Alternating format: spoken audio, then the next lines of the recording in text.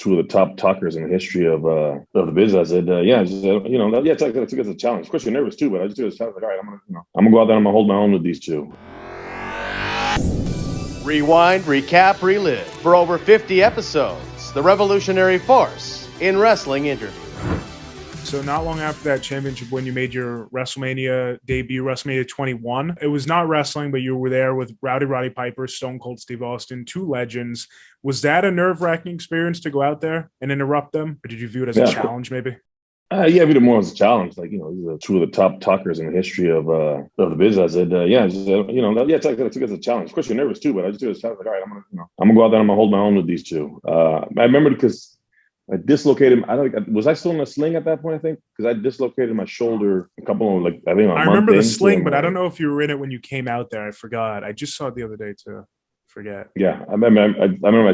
My shoulder was still healing, so I was just happy that they gave me a spot. And then you couldn't ask for a better spot if you're not wrestling. Oh, of course. Yeah. Be out there with Stone Cold, and I think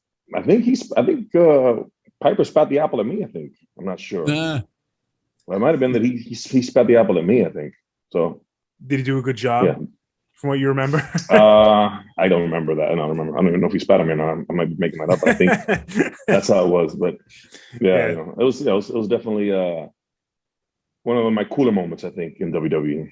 Definitely was. Did you get any talk with them beforehand or after about maybe any words of wisdom from them?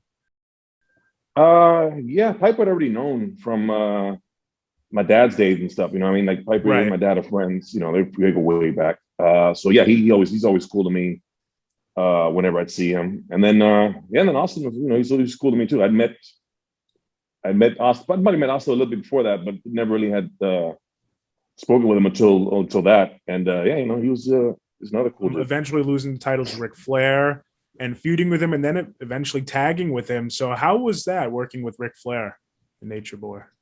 Yeah, it's cool. I'd again, another guy that I'd known since I was a little kid, good friend of my dad's. And it was just cool to be in the ring with someone that had wrestled my father for so many years. And then not only to wrestle against him, but to tag with him, to learn from him. Besides, you learn a lot from him at the bar, but also being able to learn in the ring was definitely great for me. I have a bunch of good stories. Yeah, none I can tell, but definitely some great stories.